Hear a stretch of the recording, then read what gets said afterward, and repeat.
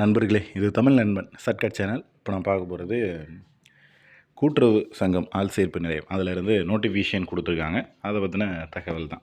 தமிழ்நாடு முழுக்க கூட்டுறவு சங்கங்கள்லேருந்து notification, கூட்டுறவுத்துறையிலேருந்து notification அப்படின்றது வந்திருக்கு.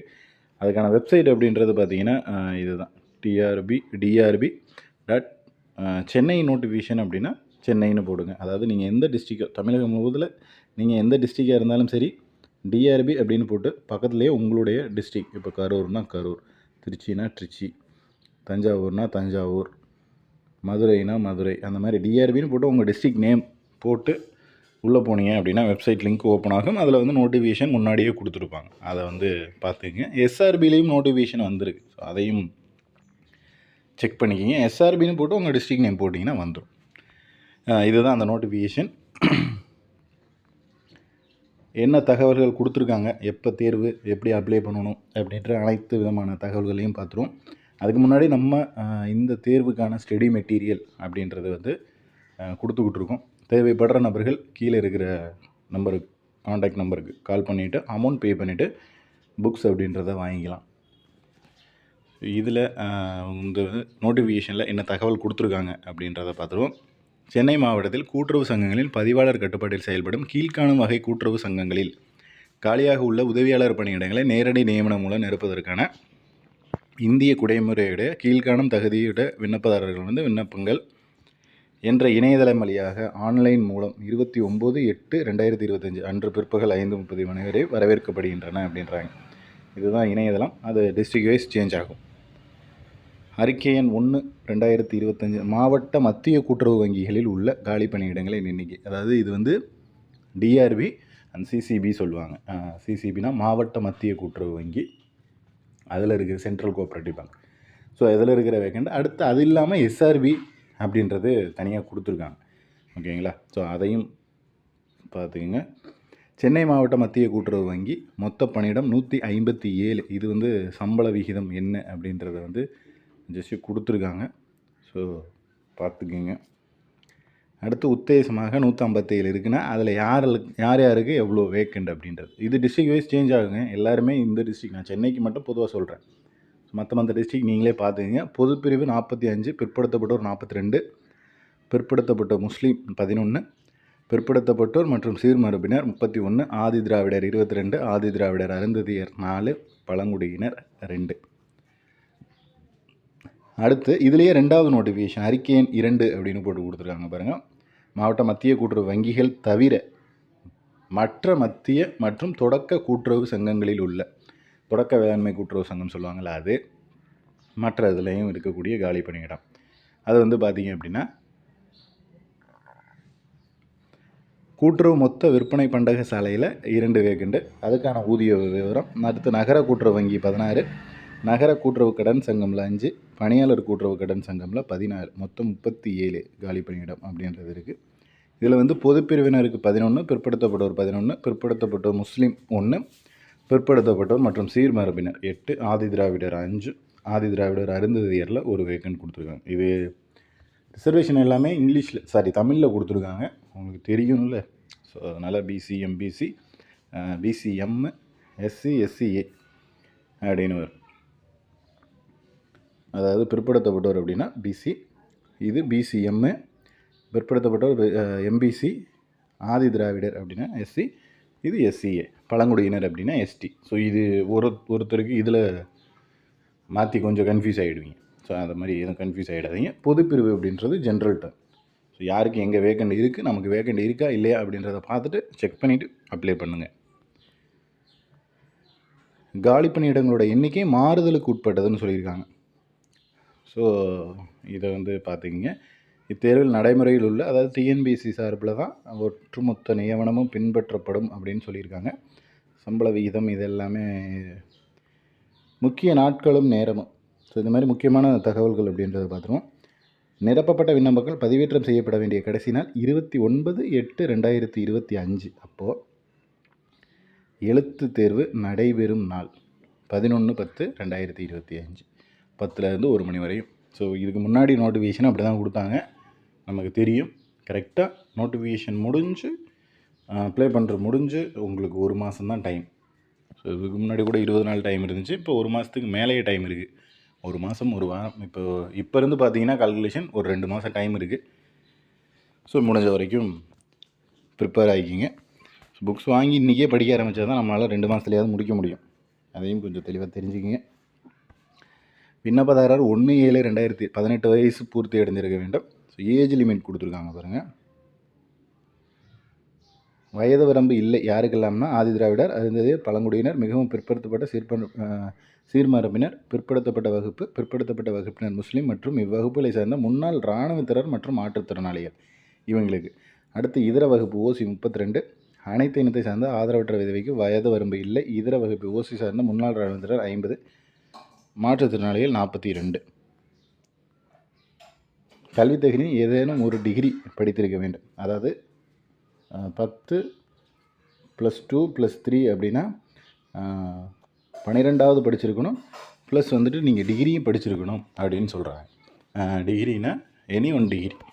ஸோ அது இந்த இதில் தான் படிச்சிருக்கணும். மற்றும் கூட்டுறவு பயிற்சி. ஸோ கூட்டுறவு பயிற்சி ரொம்ப முக்கியம். அது இருந்தால் தான் அப்ளை பண்ண முடியுங்க. வெறும் டிகிரி வச்சு அப்ளை பண்ண முடியாது.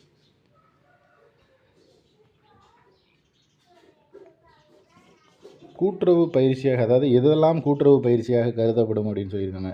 தமிழ்நாடு கூட்டுறவு ஒன்றியத்தால் நடத்தப்படும் கூட்டுறவு மேலாண்மை நிலையங்களில் வழங்கப்படும் கூட்டுறவு பயிற்சி டிப்ளமோ இன் கோஆப்ரேட்டிவ் மேனேஜ்மெண்ட். அது சென்னை நடேசன் கூட்டுறவு மேலாண்மை நிலையம் மற்றும் மதுரை கூட்டுறவு மேலாண்மை நிலையம் மூலம் நடத்தப்படும் உயர் கூட்டுறவு பயிற்சி higher diploma in cooperative management. DCM படித்தாலும் உங்களுக்கு ஓகே, அல்லது ஹையர் டிப்ளமோ பண்ணியிருந்தாலும் ஓகே அப்படின்றதையும் சொல்லியிருக்காங்க. பின்வரும் பட்டப்படிப்பு படித்தவர்கள் கூட்டுறவு பயிற்சி பெறுவதிலிருந்து விலக்களிக்கப்படுகிறது. யாருக்கெல்லாம் அப்படின்னா வைகுந்த மேத்தா தேசிய கூட்டுறவு நிறுவனம் புனே வழங்கும் முதுநிலை கூட்டுறவு பட்டம், பிகாம் கூட்டுறவு, பிகாமில் எம்காமில் கூட்டுறவு, எம்ஏல கூட்டுறவு, பல்கலைக்கழக மானிய குழுவால் அங்கீகரிக்கப்பட்ட ஏதேனும் ஒரு பல்கலைக்கழகத்தால் வழங்கப்படும் கூட்டுறவையில் முதுநிலை பட்டப்படிப்பு. அடுத்து பிஏல கூட்டுறவு, பிகாம் கூட்டுறவு.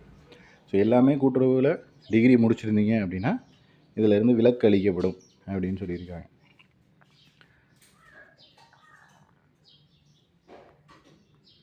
இதில் அடுத்த பாயிண்ட் ஒன்று கொடுத்துருக்காங்க பாருங்கள். 2024-25 ஆண்டில் 24வது அஞ்சல் வழி கூட்டுறவு பயிற்சி மற்றும் 25-26ஆம் ஆண்டில் தமிழ்நாடு கூட்டுறவு ஒன்றியத்தால் நடத்தப்படும் கூட்டுறவு மேலாண்மை நிலையங்கள் நடத்தப்படும் முழு நேர கூட்டுறவு பயிற்சி பயின்று வரும் மாணவர்களும் விண்ணப்பிக்கலாம்.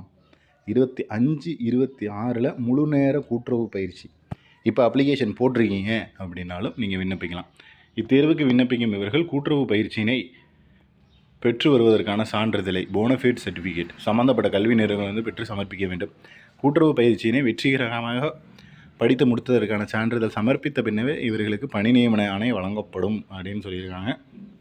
விண்ணப்பதாரர்கள் பள்ளி இறுதி வகுப்பு அல்லது மேல்நிலை படிப்பு பட்டப்படிப்பின் போது தமிழ் மொழியை ஒரு பாடமாக படித்து தேர்ச்சி பெற்றிருக்க வேண்டும். கணினி பயன்பாட்டில் அடிப்படை அறிவு இருத்தல் வேண்டும் அப்படின்னு சொல்லியிருக்காங்க. ஸோ நீங்கள் அப்ளிகேஷன் போட்டுட்டு இப்போ அப்ளை பண்ணியிருக்கீங்க அப்படின்னா டிசிஎம் கோர்ஸுக்கு அப்ளை பண்ணியிருக்கீங்க அப்படின்னா இதுக்கு அப்ளிகேஷன் போடலாம். பட் முடித்ததுக்கப்புறம் தான் ஜாயின் பண்ணணும் அப்படின்றது. அடுத்து விண்ணப்பதாரர்கள் பிற மாநிலத்தில், இது ஜஸ்ட்டு பொதுவான தகவல்கள். அதை பார்த்தீங்க. விண்ணப்ப கட்டணம் பார்த்தீங்க அப்படின்னா ஆதி திராவிடர், பழங்குடியினர், அனைத்து பிரிவை சேர்ந்த மாற்றுத்திறனாளி, அனைத்து பிரிவை சேர்ந்த ஆதரவற்ற விதவை இவங்களுக்கு 250, இதர பிரிவை சேர்ந்தவர்களுக்கு 500 ரூபாயும் விண்ணப்ப கட்டணம். இணைய வழி ஆன்லைன் மூலமாக விண்ணப்பிக்க வேண்டும். இணையவழி கட்டணம் செலுத்தும் போது ஏற்படும் இடர்பாடுகளுக்கு தோல்விகளுக்கும் மாவட்ட ஆள் சேர்ப்பு நிலையம் பொறுப்பேற்காது அப்படின்னு சொல்லியிருக்காங்க. அடுத்து பூர்த்தி செய்யப்பட்ட விண்ணப்பங்கள் என்ற இணையதளம் மூலமாக அன்று மாலை 45 மணிக்கு பதிவேற்றம் செய்யலாம் அப்படின்னு சொல்லியிருக்காங்க. கட்டணம் செலுத்தும் முறை எந்த நேரத்திலும் மாற்றி இருக்கும் முறையும் சென்னை மாவட்ட ஆள் சேர்ப்பு நிலையத்திற்கு உண்டு. ஒரு முறை செலுத்தப்பட்ட விண்ணப்ப கட்டணம் எக்காரணத்தை கொண்டு திரும்ப தரப்பட்டது. விண்ணப்பிக்கும் முறை டிஆர்பி என்ற இணையதளம் மூலம் மட்டுமே பதிவேற்றம் செய்யப்பட வேண்டும். இணையதளம் மூலம் தங்கள் விண்ணப்பங்களை சமர்ப்பிக்கும் முன் உறுதி செய்ய வேண்டும். என்னென்ன விஷயங்கள்னால் விண்ணப்ப படிவம் இணையதளம் மூலமாக முழுமையாக பூர்த்தி செய்யப்பட்டிருக்க வேண்டும். விண்ணப்ப படிவம்னு கீழே கொடுக்கப்பட்டுள்ள அளவு என்னென்னா விண்ணப்பதாரரின் புகைப்படம் 50 KB, கையெழுத்து 50 KB, சாதி சான்றிதழ் 200 KB, கூட்டுறவு பட்டய பயிற்சி 200 KB, கூட்டுறவு பட்ட பயிற்சியை தற்போது மேற்கொண்டு வருபவர்கள் தொடர்பை கூட்டுறவு போனஃபைட் சர்டிஃபிகேட் 200 KB. அடுத்து பிஏ கூட்டுறவு இதில் எல்லாமே சேர்ந்துருக்கீங்க அப்படின்னா 600 கேபி, மாற்றுத்திறனாளர் 200 கேபி, ஆதரவற்ற விதவை 200 கேபி, முன்னாள் இராணுவத்தினர் 200 கேபி, பிஎஸ்டிஎம் இருந்துச்சுன்னா 200 கேபி, பட்டய படிப்பு முடித்தவரை 200 கேபி அளவுக்கு மிகாமல் இருக்கணும் அப்படின்னு சொல்லியிருக்காங்க. அது பிடிஎஃப் ஃபைலாக உங்களுக்கு என்ன ஃபைலு அப்படின்றதையும் கொடுத்துருக்காங்க. எல்லாமே பிடிஎஃப் தான், ஜேபிஜே எதுவும் இல்லை.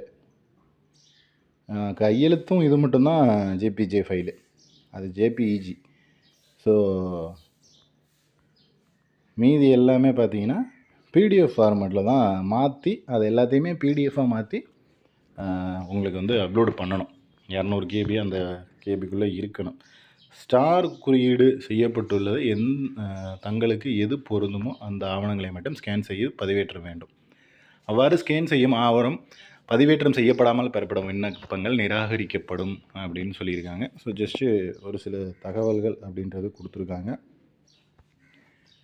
விண்ணப்பத்தை பூர்த்தி செய்யும்போது விண்ணப்பதாரர் தவறான தகவல்களை அளித்தால் அவ்விண்ணப்பம் நிராகரிக்கப்படும் போது, மேலும் விண்ணப்பங்கள் அளித்த தகவல்கள் தவறானது என்று பின்னர் கண்டுபிடிக்கப்பட்டால் விண்ணப்பதாரர்கள் வந்து இது பண்ணுவாங்க, டெர்மினேட் பண்ணுவாங்கன்னு சொல்லியிருக்காங்க. ஏற்கனவே பணியில் உள்ள பணியாளர்கள் இத்தேர்வுக்கு விண்ணப்பிக்கும் போது அவர்கள் பணிபுரியும் நிறுவனத்தின் உரிய அலுவலர்கள் கடிதம் மூலம் தெரிவிக்க வேண்டும். மேலும் விண்ணப்பதாரர் வங்கி அல்லது சங்கத்தின் உதவியாளர் பணியிடத்திற்கு தேர்ந்தெடுக்கப்படும் பட்சத்தில் பணியில் சேருவதற்கு முன்னர் அவர்கள் பணிபுரியும் நிறுவனத்தின் உரிய அலுவலகம் தடையில்லா சான்று பெற்று சமர்ப்பிக்க வேண்டும். எழுத்துத் தேர்வு.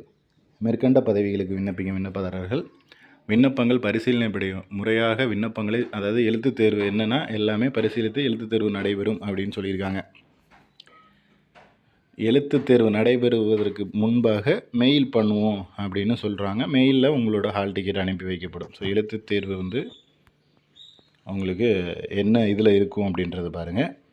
200 வினாக்களுடன் 170 மதிப்பெண்களுக்கானதும், கால அளவு 180, அதாவது 3 மணி நேரம், 200 கொஷினு. இந்த 200 கொஷினுக்கு 170 மார்க்கு. ஸோ இதுதான் வந்து கொடுத்துருக்காங்க.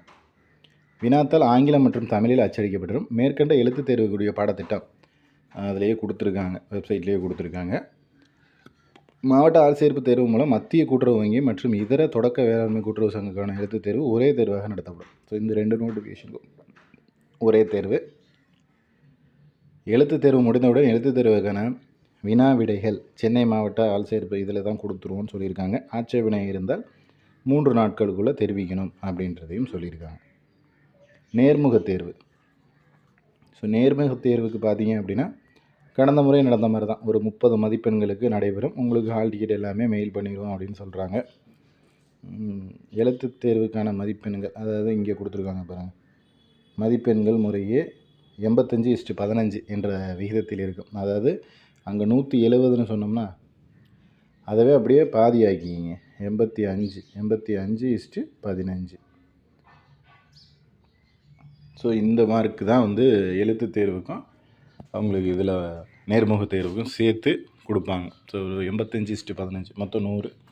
அதை 200 கன்வெர்ட் பண்ணிங்கன்னா அப்படியே மொத்தத்துக்கு 200. இதில் 170, அதில் 30 அப்படி வரும். கடந்த முறை என்ன பண்ணாங்களோ அதே தான். தேர்வு செய்யப்படும் முறை வந்து என்னென்னா தரவரிசை பட்டியல் எல்லாமே பார்ப்பாங்க. 2துலேயுமே வாங்கின மார்க்கு. ஸோ எல்லாமே சேர்த்து ஓவரால் கட் ஆஃப் கொடுத்து தான் உங்களுக்கு வந்துட்டு பணி நியமனம் பண்ணுவாங்க. அந்தந்த இதில் தான் வரும், அதாவது ரிசர்வேஷன் ஃபாலோ பண்ணி தான் கொடுப்பாங்க.